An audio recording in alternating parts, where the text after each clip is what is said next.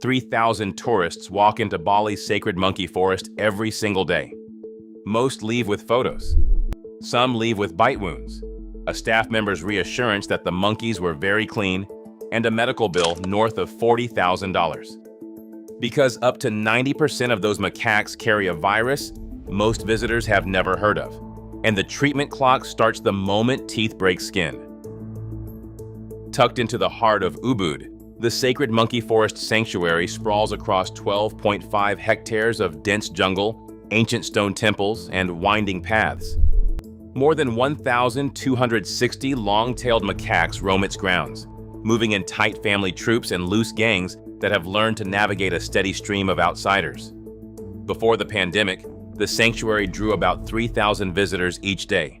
Families, backpackers, honeymooners, all drawn by the promise of a close encounter with Bali's most photogenic wildlife. For many, the word sacred suggests a safe, almost enchanted space. The reality is more crowded, more transactional, and far less predictable. The sheer volume of people moving through the forest each day creates an environment where wild animals and tourists are pressed together in ways that blur the line between spectacle and risk. The monkeys are not pets, but their routines have been shaped by the constant presence of humans, hands reaching out with bananas, phones, or the hope of a perfect selfie. In this compressed space, the risk of a bite becomes part of the daily rhythm. Peer-reviewed studies in travel medicine point out that bite injuries at Bali's monkey temples are counted in the thousands each year. The numbers are hard to pin down, but the pattern is clear. The more people gather to touch, feed, or photograph macaques, the more often those encounters end in injury. The postcard image of a monkey perched calmly on a tourist's shoulder hides a much sharper reality, one where exposure to disease and the possibility of a medical emergency are woven into the experience, whether visitors realize it or not. Across Bali, 4 temple complexes form a well-trodden circuit for anyone hoping to meet the island's famous monkeys. Each year, hundreds of thousands of tourists pass through these sites, drawn by the promise of a playful photo or a moment of supposed connection with wildlife. But the monkeys here are not just wandering the temples by chance, they're running a well-practiced operation. A 2017 study from the University of Liege documented 201 separate thefts by long-tailed macaques at Uluwatu Temple alone. Glasses, phones, wallets, even stacks of cash. Almost anything left loose or dangling becomes fair game. The macaques don't just snatch and run. They often hold items hostage, waiting for a staff member to step in and barter a trade. A piece of fruit or a handful of peanuts is usually enough to get your sunglasses back if you're lucky. This isn't random mischief. Researchers found that macaques at these temples learn theft and bartering from each other, passing the technique down through their groups. Young monkeys watch adults pull off heists and quickly pick up the skill, creating a culture of strategic opportunism. For visitors, the takeaway is simple. What looks like a spontaneous animal encounter is, in reality, a sophisticated routine shaped by years of close contact with people and their possessions.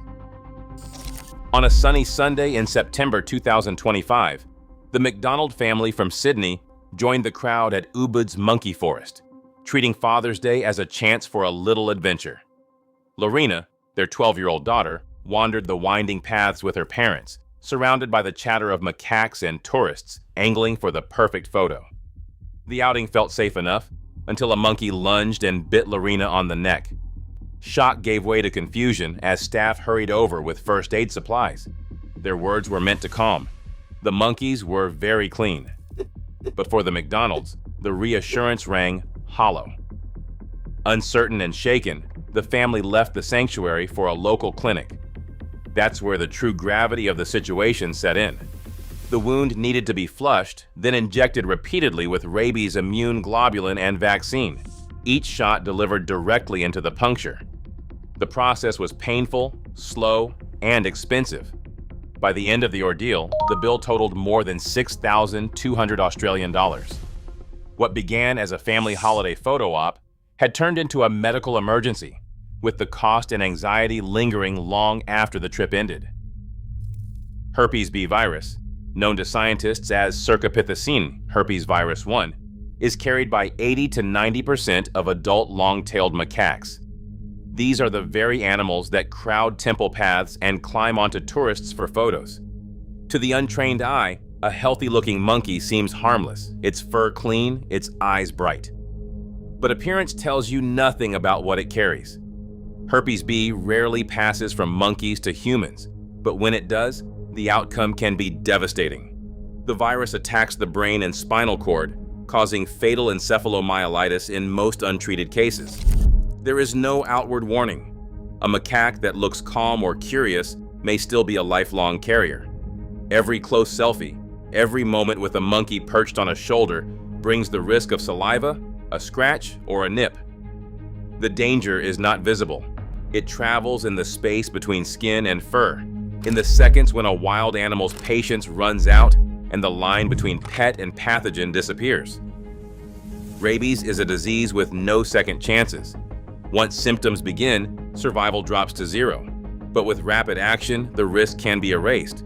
The post-exposure protocol is strict: immediate wound cleaning, a shot of rabies immune globulin around the bite, and a series of 4 vaccine doses over 2 weeks. Clinics in Southeast Asia routinely charge between $3,000 and $8,000 for this treatment. In the United States, a single hospital bill reached $48,512, most of it for the immune globulin alone. The CDC estimates that 40,000 to 50,000 people in the U.S. receive post-exposure treatment every year. Every hour matters. The medical logic is simple. The earlier the shots begin, the greater the protection. Picture falling into cold water. Within 60 seconds, you gasp for air. By 4 minutes, your hands barely work. After a monkey bite, the first 24 hours are the window for maximum effectiveness. There is no rescue boat coming later. Waiting to see if the wound looks bad or trusting that the monkeys were very clean can cost more than money. The countdown starts the second skin is broken. Delay, and the risk becomes permanent. Jamie Groves arrived at Ubud's monkey forest in 2024, determined to check it off her bucket list. She admitted she had never liked monkeys, but still let 3 macaques climb her legs for the sake of a photo. The moment turned sour when she was bitten more than once. On Instagram, Groves posted about a hospital bill she claimed totaled 6,000 Australian dollars for rabies treatment. The post drew hundreds of comments, many asking for proof. When pressed for receipts, she deleted the story, leaving the cost unverified and fueling debate about what actually happened. Beyond the lens of social media, the local reality tells a different story. A 2010 radiographic study at Sangay Monkey Forest examined 91 macaques and found that more than 8% carried air rifle pellets under their skin, shot by farmers defending their crops. While tourists pose for selfies, locals see the monkeys as crop raiders and pests, not sacred mascots. The fantasy of a friendly animal encounter rarely survives contact with the facts, especially when the cameras are gone. Every day, thousands of tourists file past the ticket counter at Ubud's monkey forest, signing a permit that makes no mention of what macaques are capable of. There's no quiz about monkey behavior, no video on what to do if a bite happens, and no waiver spelling out what a World Health Organization Category 3 exposure actually means: a deep bite, with saliva in the wound, and the clock ticking for rabies. The only real warning comes from the staff, who carry slingshots to shoo away aggressive monkeys but offer little more than a quick word of reassurance. The message is clear. If something goes wrong, you're on your own. The gap between the Instagram fantasy and the actual risk is wide. In 2023, a Tasmanian woman bitten while traveling abroad racked up nearly $60,000 in medical bills after emergency evacuation and rabies treatment in another country. Her story, reported in Australian and New Zealand media, highlights how quickly costs can spiral once a bite means you need care that isn't available locally. Australia's Smart Traveller site warns that rabies treatment in Indonesia may be limited, and that the only real option for some victims is to leave the country immediately at their own expense.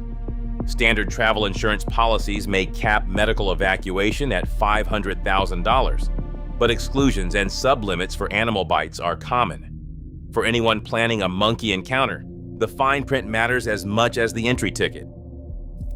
Today, the fantasy of petting wild monkeys still draws thousands, while the reality leaves some scrambling for urgent rabies shots and facing bills higher than a year's salary. The gap between monkeys were very clean and medical fact can cost everything. Risk never asks if you liked monkeys first.